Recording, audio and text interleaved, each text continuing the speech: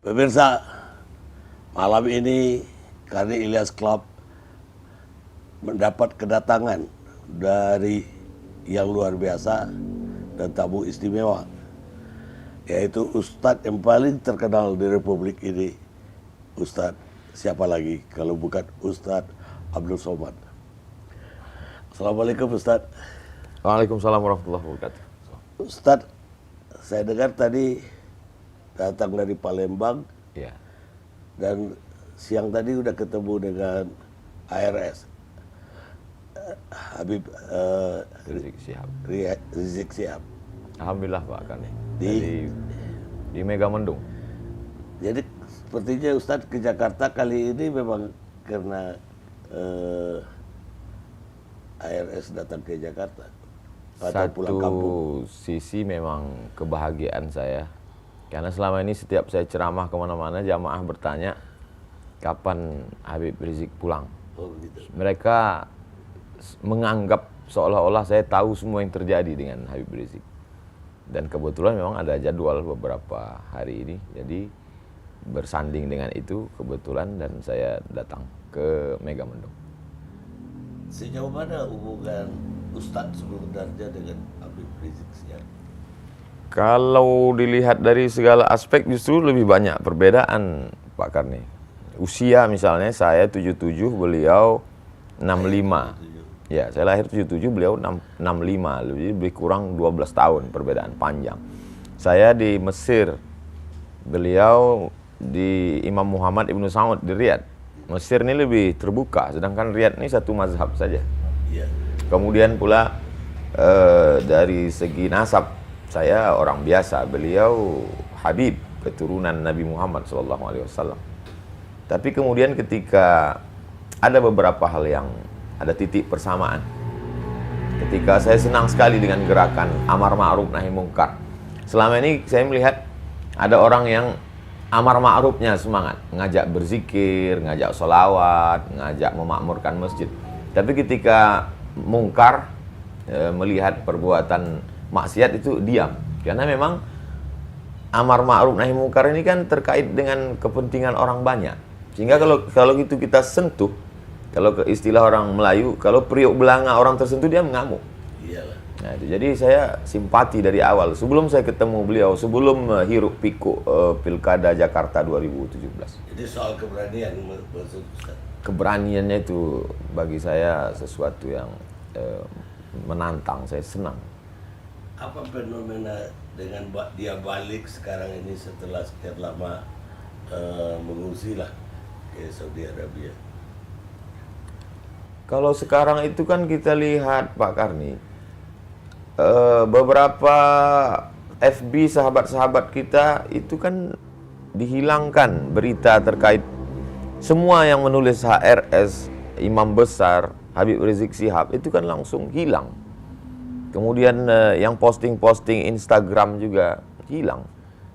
Saya masih ingat itu ketika kami umroh Januari 2018 di Makkah. Ketika itu saya ada waktu itu Ustadz Dery Sulaiman. Ustadz Dery Sulaiman mau tes streaming. Sudah dikasih tahu sama yang lain, tes aja, nanti 5 menit pasti down. Dia tes betul. Aku tes, dia bilang. Begitu 5 menit langsung down. Jadi apa sebenarnya kesalahan makhluk hamba Allah yang satu ini? Berapa triliun negeri ini sudah dirugikannya? Apa BUMN yang pernah dia jual? Jadi bagi saya itu sesuatu, sehingga sampai menyebut namanya pun, menulis namanya pun. Tapi yang namanya manusia ini kan semakin ditekan, semakin diintimidasi, semakin justru pergolakan semakin. Untuk umat Islam sendiri, bagaimana Ustadz melihat Habib Rizik? Umat Islam ini kita mengajarkan di sekolah-sekolah dari mulai MDA sampai ke Universitas Islam, kita mengajarkan tentang integritas, tentang kejujuran, tentang keadilan, tentang bagaimana bersikap terhadap penguasa. Tapi kemudian santri-santri itu dalam tanda kutip bisa melihat hipokrit tidak sesuai dengan yang dibaca di kitab kuning, tidak sesuai dengan yang dia dengar dalam ceramah, dalam kenyataan. Maka dia menggantungkan satu harapan, sosok yang dia rindukan. Dan itu terjawab pada diri Habib Rizik Syihab. Jadi sebab itu kalau ada orang bertanya, apa rahasia di balik manusia bisa menyambut beliau sedemikian ramai? Ada yang mengatakan 3 juta di airport itu. Apa di balik itu semua? Kalau bagi saya simpel saja. Orang sedang mencari sosok. Kemana dia menggantung harapan? Ketika dia lihat sosok itu, hatinya sudah terpaut. Kalau sudah cinta, apapun dia lakukan. Dengan mata kepala saya sendiri, Pak Karni, saya melihat ibu-ibu menggendong anak berhenti di tengah jalan karena lelah berjalan kaki tadi. Karena untuk menuju lokasi markas dakwah pesantren Habib Rizik di Megamendung itu, jalannya berkelok, mendaki, jalan tanah, melewati dan mobil tidak masuk. Mereka jalan kaki. Apa yang mereka cari? Tidak ada pembagian sembako. Tidak ada makanan, tidak apa. Maka mungkin mereka pun tidak melihat Habib Rizik. Tapi mereka merasakan kepuasan batin. Simbol gitu. Simbol. Ikon. Sebagaimana cintanya anak muda kepada penyanyi R&B atau K-pop. Begitu juga lah umat yang haus, rindu. Satu sisi mereka melihat dia sebagai ulama. Satu sisi mereka melihat dia sebagai pejuang keadilan. Satu sisi mereka melihat dia sebagai orang tertindas, teraniaya. Tapi ada satu sisi lagi juga mereka melihat dia sebagai keturunan Rasulullah SAW. Ustadz sendiri saya lihat mulai dilirik oleh politik ini. Yang penggagas, salah satu penggagas Partai Masubi baru, Ya. Ribon Masubi, udah mengumumkan Ustadz akan jadi Dewan Surah. Jadi apa ya Ustadz mulai tertarik untuk ikut dalam politik? Saya, Pak Karni, dalam 30 malam bulan Ramadan itu, ada satu malam saya khususkan kajian politik Islam. Kemudian kalau saya memberi kuliah umum di mahasiswa, selalu saya pesankan kalian mesti ambil peran di politik. Kalau tidak, politik kita akan diambil orang lain. Kemudian kalau saya ceramah di mana-mana, walaupun itu tablik akbar di stadion, di tanah lapang, sebenarnya substansi isi yang saya sampaikan itu hanya 3 poin saja. Pertama, islahut tarbiyah, perbaikan pendidikan. Masukkan anak ke TK Quran, SD Quran, SMP Quran, SMA Quran. Setelah itu terserah dia mau kuliah di mana. Yang penting basicnya Islam, Quran. Yang kedua, islahul iktisad, perbaikan ekonomi. Maka gerakan belanja ke warung tetangga, produk halal, bangkitkan ekonomi umat. Kemudian itu banyak sekali video endorse saya terhadap produk-produk UMKM dan lain sebagainya. Yang ketiga adalah islahul siyasah, perbaikan politik. Makanya di mana-mana saya tausiah, pilihlah anggota legislatif yang peduli pada perda syariah, kemudian pilihlah pemimpin yang memperdulikan pada ajaran Islam. Kalau paling tidak dia menyuarakan peraturan-peraturan atau sikap dia, itu keberpihakan dia kepada Islam. Itu yang selalu saya sampaikan. Maka ketika saya diminta sebagai narasumber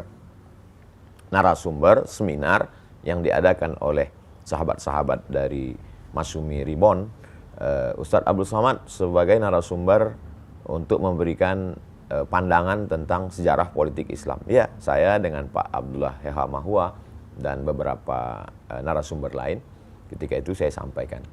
Jadi kalau kata Pak Karni Masumi Ribon melirik saya, sesungguhnya tidak hanya Masumi Ribon, aspek politik, segala sesuatu yang memerlukan orang ramai, orang banyak, tidak hanya politik, dari mulai endorse kerupuk sampai endorse partai, saya kira mereka akan gandeng saya. Bukan berarti ungkapan saya ini pede sekali, tidak. Tapi memang itu kenyataan yang saya terima hari ini. Apa mungkin setelah ini kita akan melihat Ustadz itu justru bukan lagi, tidak hanya di mimbar masjid, tapi di panggung politik juga? Sesungguhnya Pak Karni, ketika kita menjadi ustadz, kita sedang menempatkan diri sebagai juru kampanye dalam tanda kutip. Karena ketika kita berislam, itu Islam mencakup segala aspek. Ada aspek ibadahnya, artinya ketika saya tampil di mimbar, saya sedang mengatakan, marilah kita sholat, marilah kita puasa, marilah kita berzakat. Berarti saya juru kampanye ibadah. Kemudian di dalam Islam itu ada namanya fikih muamalah ekonomi. Maka ketika saya tampil sebagai ustadz, sesungguhnya saya juga sebagai jurkam ekonomi Islam. Karena waktu itu saya mengatakan riba itu haram, marilah kita bermuamalah secara islami, marilah kita pinjam meminjam dengan cara Islam. Dan ada satu lagi yang dilupakan orang, bahwa dalam fikih itu ada namanya fikih siasah. Siasat kata orang kita. Atau disebut juga dengan as-siyasah asy-syar'iyyah, atau disebut juga dengan istilah al-khilafah, atau disebut juga dengan istilah min fiqhid daulah. Terserah mau pakai istilah manapun, tapi sebenarnya Islam mengatur aspek politik. Seorang ulama besar dari kalangan mazhab Syafi'i bernama Imam Al-Mawardi, meninggal tahun 450 Hijrah, menulis suatu kitab khusus berjudul Al-Ahkam As-Sultaniyah, hukum hakam kesultanan, politik Islam. Jadi ketika saya sebagai seorang ustadz, saat itu sebenarnya secara tersirat saya sedang mengatakan, hai umat, marilah menuju politik Islam.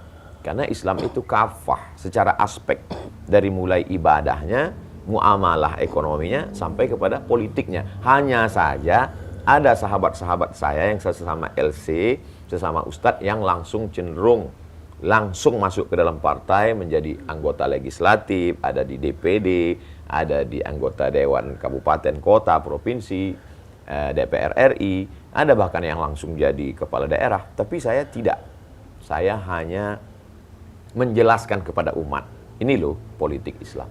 Tapi sebagai pelaku politik praktis langsung, saya kira tidak. Karena saya memang secara historis, sejarah pribadi saya, kakek dulu mengatakan cucuku yang ini sekolah agama. Jadi saya memang sudah disetting dari awal belajar agama. Maka saya tidak SD, saya madrasah ibtidaiyah, sanawiyah, aliyah, kuliah di Al-Azhar, S2 hadis di Maroko, S3 juga hadis. Lalu kemudian saya menjelaskan ajaran Islam. Jadi insya Allah saya tetap pada pendidikan dan dakwah, Pak Kami.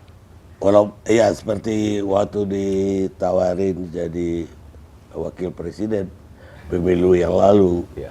kan Ustadz mengatakan Ustadz mau jadi berdakwah aja, Dakwah. mau jadi Ustadz aja, tidak mau jadi wakil presiden atau orang praktisi politik lah. Apa itu tetap? Insya Allah Pak Kami. Jadi saya mensupport kawan-kawan, sahabat-sahabat saya, bagi-bagi tugas. Ada yang jadi penjaga gawang, yang mengajarkan kitab kuning di pondok-pondok itu mereka tidak pernah tampil ke depan. Menurut saya ini adalah penjaga gawang. Lalu kemudian ada yang menjadi back, ini yang menjadi anggota legislatif, ini mereka adalah backnya. Mereka membackup ini ajaran Islam di parlemen. Lalu kemudian ada yang menjadi striker, penyerang di depan, yang langsung tampil di depan mempengaruhi umat. Jadi saya tidak ingin kita saling salah menyalahkan. Saya tidak mengatakan, Pak Kiai, Tuan Guru, Ustadz, kalian kok cuman di tiang gawang aja, maju ke depan. Dan mereka juga tidak menyalahkan saya. Ya Abdul Somad, kenapa kamu terbang ke sana kemari, jaga ini tiang gawang? Enggak, kita bagi-bagi tugas insyaallah. Jadi gak akan duduk di partai Basuki itu kesimpulannya? Saya akan mensupport sahabat-sahabat. Dari atas, dari bawah. Dari bawah saya akan menyadarkan umat tentang pentingnya politik Islam. Karena sekarang banyak umat ini sudah putus asa dia dengan politik Islam ini, Pak Kani. Saking banyaknya politik Islam ditambah lagi dengan pelaku-pelaku politik Islam itu sendiri. Lalu kemudian al-Islam mahjubun bil muslimin. Ajaran Islam itu terhijab, terdinding, tertutup oleh perilaku umat itu sendiri. Saya ingin menjelaskan, ini loh Islam. Ini perbuatan umat Islam. Jangan karena kamu sholat di masjid sendalmu hilang lalu kau salahkan satu masjid. Bedakan perilaku umat Islam dengan politik Islam. Politik Islam itu bersih. Karena kalau politik ini kita tinggalkan, maka habislah suara kita. Kita akan menjadi mayoritas, tapi dalam perundang-undangan kita akan menjadi minoritas. Karena keputusan kita diambil oleh orang lain. Akan diambil oleh komunis, akan diambil oleh sekuler, akan diambil oleh liberal. Maka umat Islam mesti berperan di sana. Di bawah ini disadarkan supaya mereka memilih, yang sampai mereka tidak memberikan perannya, karena kita tinggal di negara demokrasi.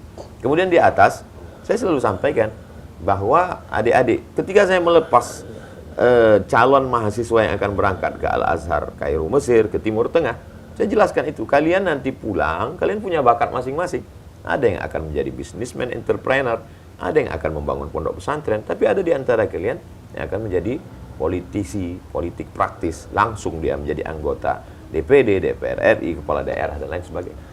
Ya, tapi kalau lihat apa namanya perhatian Ustadz terhadap embrio lah, baru kan Mas Ubi belum jadi partai yang resmi. Ya. Kayaknya lebih agak istimewa soal Mas Ubi ini, karena partai-partai Islam lain selama ini nggak kelihatan ada pendekatan atau keakraban Ustadz. Ya. Padahal banyak sekali, ada PAN, ada PKB, P3, ada apa namanya PKS. Kalau Pak Karni ingat ketika kita pemilu tahun 2018-19, ketika itu ada video saya sedang makan sate, lalu ada yang bertanya ke saya, Ustadz Somad, kami ini sedang bingung memilih partai. Lalu saya jawab di situ, video 1 menit, pendek saja. Ya, pilihlah yang memperjuangkan yang jelas di parlemen, diantaranya tentang peraturan undang-undang haram khamar, saya katakan. Waktu itu saya sebut partainya PKS dengan PAN. Beberapa partai yang menjadi gerbongnya suara umat Islam komplain ke saya.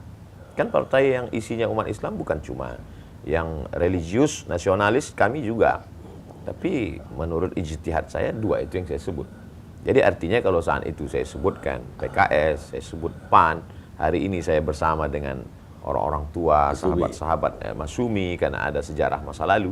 Saya sebenarnya ingin menjelaskan, mereka bisa saja berbeda seragam, berbeda baju, karena saya berprasangka baik, husnuzon, kullu mujtahid musib. Semua yang berijtihad itu benar. Dia dapat 2 pahala. Satu sisi dia sudah berijtihad, ijtihad politik. Satu sisi dia dapat pahala karena ijtihadnya. Kalau dia benar, maka dia dapat 2. Andai dia keliru, tersalah, dia tetap dapat 1 karena dia sudah berusaha. Ya. Jadi saya mensupport gerakan itu. Apa ada sejarah orang tua atau kakek dulu juga bersumi? Secara praktis orang tua, kakek-kakek dulu kami lebih ke sejarah dulu, kakek-kakek kami adalah P3. Karena waktu itu zaman Pak Harto kan kita cuma ada 3 saja. Golkar, PDI dan P3. Dan Kalau kakek kan masih masa tahun 50-an, kakek kan udah hidup. Mereka tidak. Mereka hanya gerakan agama, tasawuf, tidak ke politik. Oh, tasawuf. Saya mau bertanya tentang soal radikal ya. Saya melihat di Indonesia itu ada sekelompok orang kecil mungkin yang kepingin memang ada khilafah, tapi sebagian orang kecil juga kepingin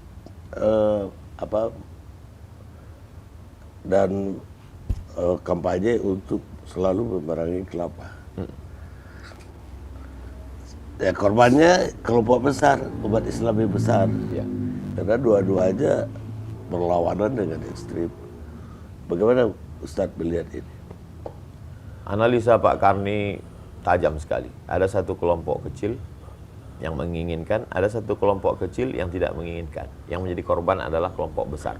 Sebenarnya untuk memerangi ini hanya 2 saja. Yang pertama, umat dibuat faham, mengerti keadaan.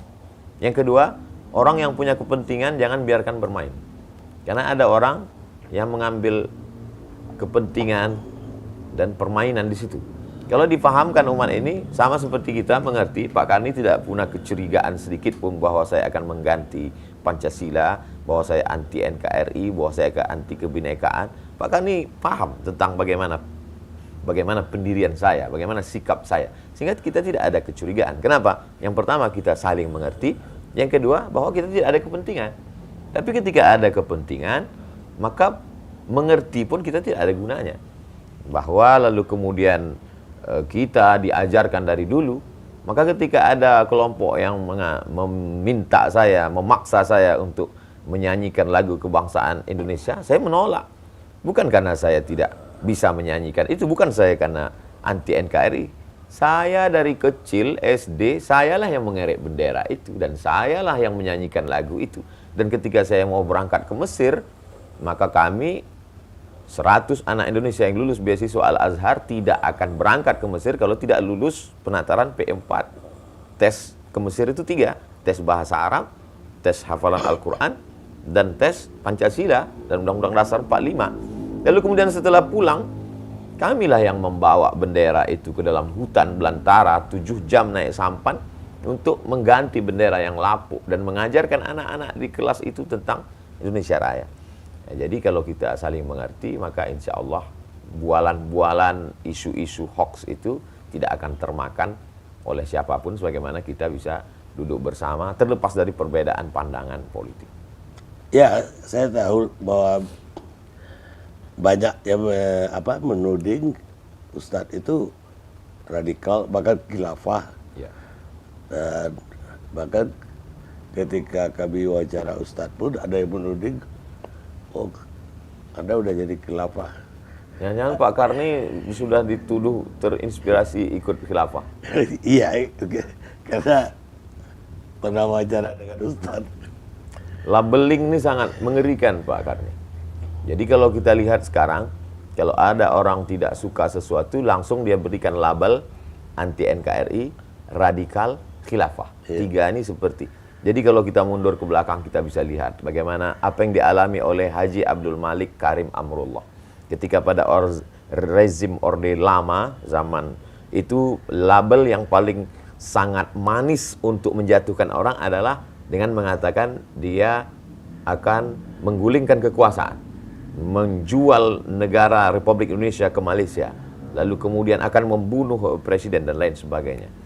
Itu pernah dialami Buya Hamka. Lalu kemudian hari berganti, musim berubah, masuk orde baru, dan ketika itu muncul label baru yang disebut dengan komando jihad. Siapa saja, bahkan Buya Hamka kena label itu. Sampai Buya Hamka akhirnya melepas pecinya, dia bantingkan. Kalau ada komando jihad itu, maka akulah komando jihad itu, kata Buya Hamka.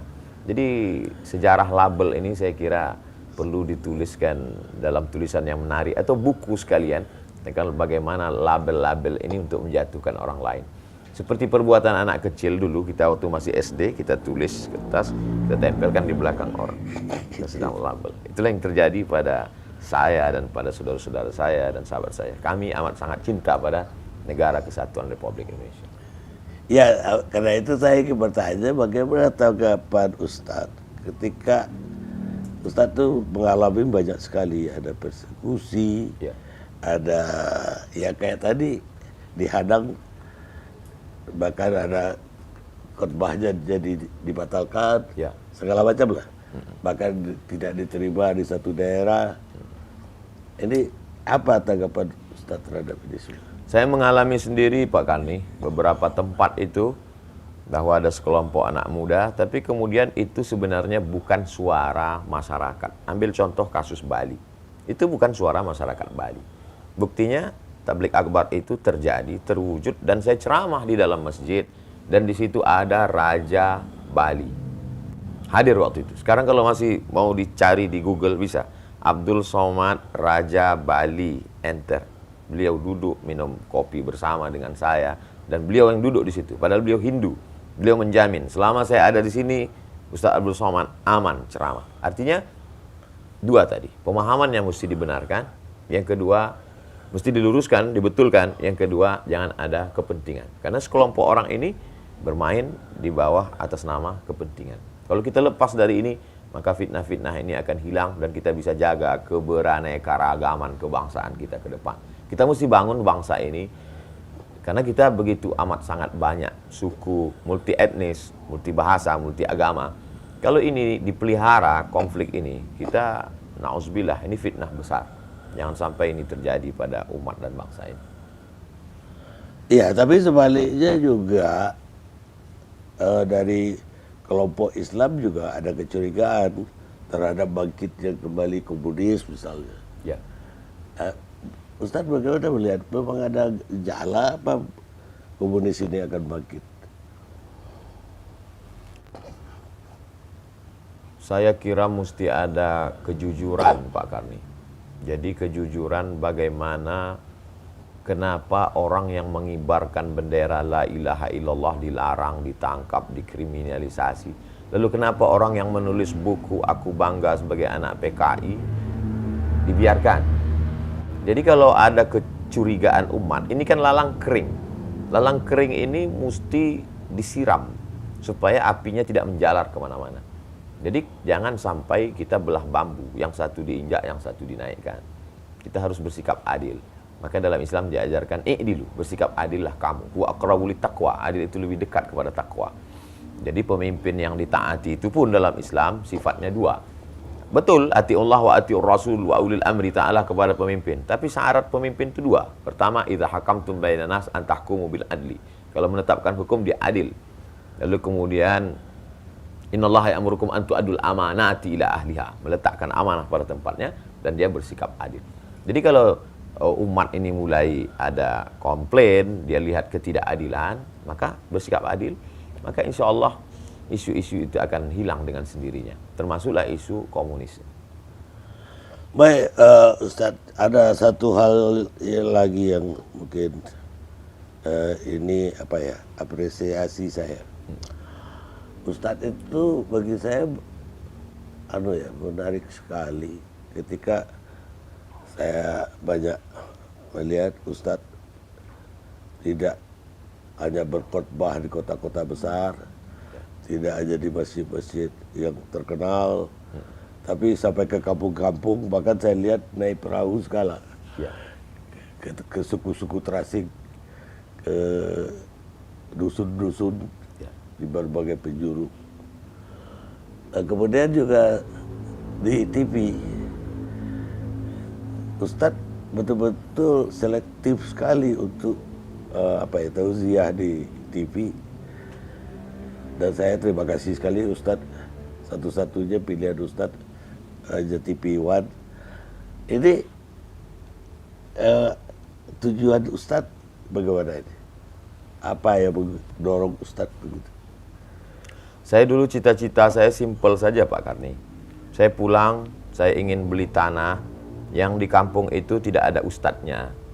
Lalu kemudian saya akan buat kolam ikan, tanam cabai, tanam bawang, tanam kangkung. Saya menjadi guru mengaji. Syukur-syukur rezeki berlebih, saya bisa buka pondok pesantren. Simpel saja dulu. Tapi kemudian almarhumah ibu saya mengatakan, kau kan S2, baguslah kau tinggal di ibu kota provinsi. Saya bilang kita tak punya channel, kita tak punya kenalan. Gimana mau mengajar di kampus? Allah kasih jalan, kata dia. Jadi ketika saya pulang, kebetulan di bulan itu buka tes PNS. Lalu saya lulus. Saya kemudian memberikan tausiah, ceramah dari masjid-masjid ke surau. Lalu kemudian ditakdirkan Allah viral. Tapi saya tetap pada cita-cita pertama. Maka ada salah seorang sekda, sekretaris daerah yang seminar di Jepang. Sampai di Jepang dia ketemu dengan rektor Universitas Hasanuddin. Lalu Bapak rektor ini bertanya kepada Pak Sekda salah satu kabupaten. Dia tanya, kenal Ustadz Abdul Somad dari Riau? Saya selalu tonton dia di YouTube. Rupanya Pak Sekda kabupaten tadi tidak kenal dengan saya. Tapi mau bilang tidak kenal malu, karena masa orang Makassar bisa kenal, dia yang sekampung tidak kenal. Akhirnya saya diminta datang. Saya pun datang. Ustadz ceramah di ibu kota kabupaten ini. Saya katakan saya sudah ceramah 5 tahun bolak-balik sini. Bapak aja yang tak pernah datang. Tapi kalau Bapak mau suruh saya ceramah, kasih saya jadwal menelusuri sungai ini sampai ke suku Akit yang belum beragama. Saya akan isi 6 pengajian. Kajian subuh, kajian duha, kajian zuhur, kajian asar, kajian maghrib, kajian isya. Kasih saya seminggu. 6 hari, 6 kali 6, 36 titik. Mereka susun 36. Kepuasan saya ada berada di situ. Maka ketika ada mahasiswa mengajak saya masuk ke suku Talang Mama, saya masuk.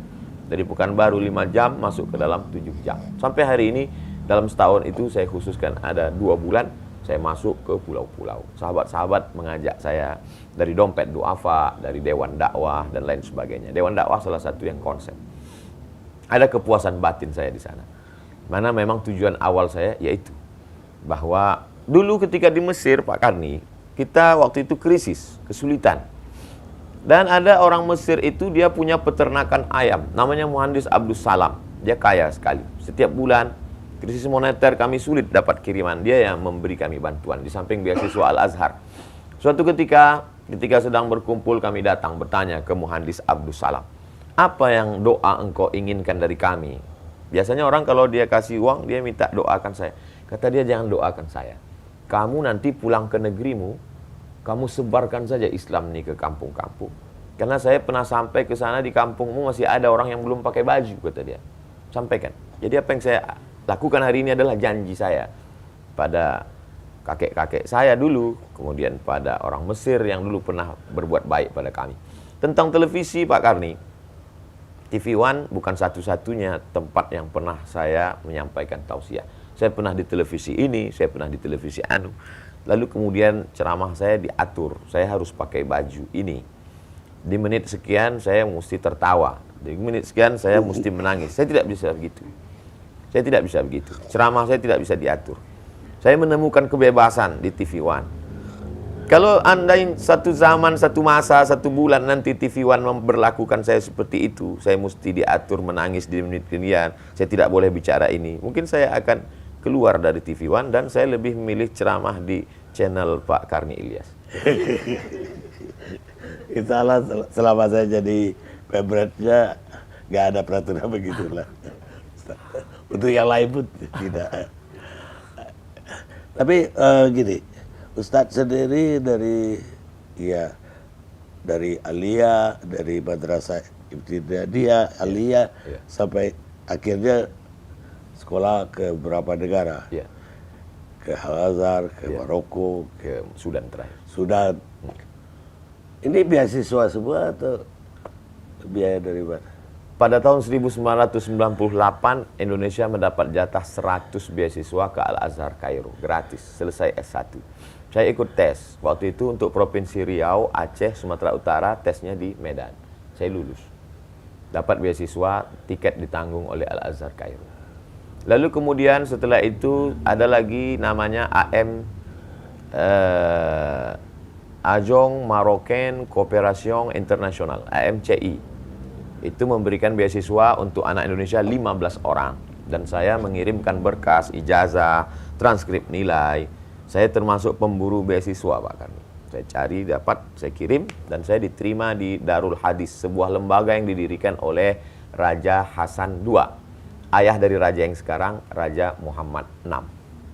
Lalu setelah itu, saya pun lulus jadi dosen. Ada namanya program 5.000 doktor, Pak Karni, yang dikeluarkan Kementerian Agama. Adik kelas saya lulus, dapat beasiswa 5.000 doktor. Lalu dia datang ke saya, Bang, saya dapat beasiswanya besar. 1 tahun 200 juta. Berarti kalau 4 tahun bisa 800, kata dia. Beasiswa ditanggung full. Saya pun ajukan. 3 tahun saya ajukan, Pak Karni. 3 kali 3 tahun nggak dapat. Tak tahu apa kesalahan. Padahal saya sudah terdaftar. Sampai pernah datang Pak Dirjen dengan Pak Rektor. Pak Rektor nanya ke Pak Dirjen, ini Abdul Somad ini sudah 3 kali ngajukan, kenapa nggak dapat beasiswa? Nggak tahu kenapa. Sampai akhirnya suatu hari saya pergi dalam perjalanan dakwah di airport Cengkareng, saya ketemu dengan seseorang di toilet. Dia mau keluar, dia lihat saya, Ustaz Abdul Somad ya? Iya, kata saya. Dia keluarkan kartu namanya, saya dari Surabaya. Ustadz mesti doktor. Ustadz daftar S3 dimanapun di seluruh dunia ini, saya tanggung sampai selesai. Tiket pesawat, semua biaya. Nih, datang ke saya. Seolah-olah Allah Ta'ala ingin mengatakan kepada saya, Abdul Somad 3 kali kau ajukan ke Kementerian Agama tidak lulus. Nih, ku kasih cash. Kalau aku berkehendak, aku bisa. Ketemunya di toilet lagi, di tempat setan. Bisa ketemu malaikat di tempat setan. Tapi alhamdulillah Pak Karni, sampai hari ini saya tidak temui itu Bapak. Nah, kartu namanya ada. Saya tidak minta. Tak tahu datang dari mana, setiap orang kasih saya uang yang dolar, saya simpan di satu amplop. Akhirnya saya kumpul itu, cukup untuk biaya kuliah saya, bahkan berlebih. Tiket pesawat saya 2 kali saya ke Sudan bolak-balik. Kuasa Allah SWT. Betul, kata ibu saya dulu, almarhumah, rezeki itu tak berpintu, nak. Kalau kau lulus PNS ini, berarti disitulah letak rezekimu. Andai kau tak lulus, rezeki Allah akan datang dari pintu yang lain. Saya yakin dengan itu. Itu sebenarnya cara Allah untuk meyakinkan saya. Yang selama ini kau belajar di Azhar, sudah kau baca hadisnya, sudah kau hafal ayatnya, tapi kau belum ketemu di alam nyata. Saya banyak mengalami hal-hal yang di luar logika akal. Salah satunya adalah selesainya saya bisa menyelesaikan S3 ini Pak Kani. Saya waktu itu tidak punya kesempatan. Saya sudah terdaftar. Referensi saya sudah penuh kamar itu. Buku-buku dikirim oleh kawan-kawan saya. Karena disertasi saya tentang kontribusi Syekh Hasyim Asy'ari dalam penyebaran hadis di Indonesia. Teman-teman saya memberikan buku dari Pulau Jawa, dari pondok pesantren di Jawa tentang Mbah Hasyim. Tapi saya tak punya waktu, kesempatan. Sampai akhirnya video saya dengan Pak Prabowo viral. Wawancara di TV One. Lalu kemudian ketika itu menjadi viral, ternyata politik ini tidak sesimpel yang kita bayangkan. Maka mau tidak mau, jadwal ceramah saya 4 bulan mesti hilang sejak pertemuan itu. April, Mei, Juni, Juli. Di 4 bulan full itulah saya tidak ada main handphone, tak ketemu orang. Saya hanya menulis saja. Menulis. Akhirnya saya pergi ke Sudan dan saya sampai ke sana setelah melewati lebih dari 20 kali perbaikan, revisi, akhirnya sudah siap disidangkan. Ternyata saya baru terdaftar 2 tahun kurang 6 bulan. Akhirnya saya disidangkan Desember 2019 dan bulan Februari saya datang ke Brunei Darussalam. Sudah siap kertasnya diserahkan oleh rektor. Ini kertas sudah ditandatangani sebulan yang lalu. Abdul Somad sebagai visiting professor di University Islam Sultan Syarif Ali Brunei Darussalam. Jadi saya lihat hidup ini kita jalani saja, mengalir saja. Niat baik, buat baik, Allah kasih baik. Andai tidak baik, berarti Allah sedang menguji kita. Jadi saya banyak belajar hidup, bukan dari buku, tapi dari yang saya alami. Saya kira demikian, Pak. Baik, apa ada putra-putri yang ikuti jejak Ustaz? Anak kandung 1 orang. Kalau anak biologis 1 orang. Namanya Mizian Hazi Abdillah. Tapi saya tidak paksa anak saya mesti ikut seperti saya. Anak saya mesti TK Al-Quran. Dia hafal juz 29, juz 30. Umurnya 5 November ini genap 7 tahun. Saya mesti masukkan dia ke SD Al-Quran, SMP Al-Quran, SMA Al-Quran. Setelah itu nanti terserah dia mau jadi apa. Kalau dia mau ikut jejak saya ke Mesir, saya akan kirim dia ke Al-Azhar Kairo. Kalau dia tidak mau ke Kairo, terserah dia. Saya lihat sekarang dia banyak main kereta api. Mungkin dia mau jadi masinis, terserah. Yang penting dia jadi apapun, dia bisa menolong agama Allah. Berapa orang putra? Anak saya 1 orang. Oh, 1. Dan Ustadz sebetulnya kalau lihat dari CV-nya kan lahir di Asahan ya. Asahan, Sumatera Utara. Tapi besarnya di Pekanbaru. Saya Riau. sampai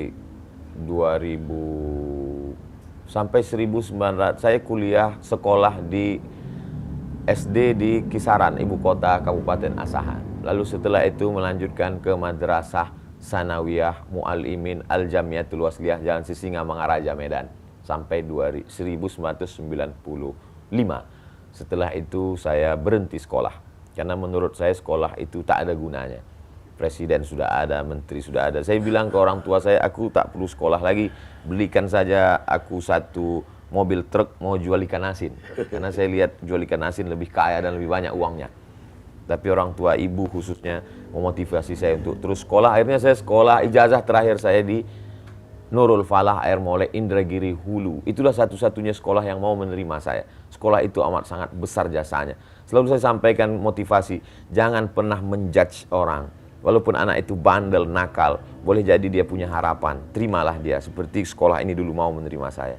Lalu kemudian setelah itu 98 saya ke Mesir, tahun 2004 saya ke Maroko, 2017 saya ke Sudan, 2019 berakhir dan saya keluar dari PNS 2020 sampai hari ini dan dipertemukan dengan Pak Karni. Baik, Ustadz, terima kasih banyak sudah mau meluangkan waktu untuk Karni Ilyas Club. Pemirsa, demikianlah bincang-bincang kita atau ngobrol kami berdua yang direkod oleh Karni Ilyas Club. Saksikan Karni Ilyas Club. Sebelum Pak Karni tutup, ada sesuatu yang ingin saya berikan. Silakan. Mudah-mudahan setiap melihat ini Pak Karni jadi ingat saya dan mendoakan saya. Siap. Saya lahir 77, Pak Karni tahun 77 menikah dan punya anak 79. Jadi saya mungkin sebaya dengan anak Pak Karni. Saya mau pasangkan tulisan UAS Ustadz Abdul Somad. Makasih Ustadz. Barakallah. Mohon izin Pak Karni. Ya.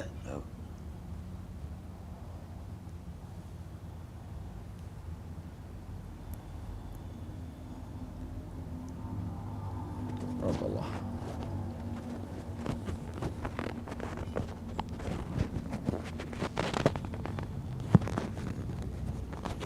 Oke. Makasih. Jazakumullah. Barakallah. Dan terima kasih udah meluangkan waktu Baik Pak Karni. sampai jam berapa itu? Hampir jam 10. Hampir jam 10. Lebih dari aduh ya. Gak apa-apa ya. Soalnya asik sih. Kalau dibiarin bisa sampai malam mah. Kalau bukan di YouTube. Jalan kita, Ustaz. Baik. Kemana nih tinggalnya? Nginep di mana? Di Mas Pais.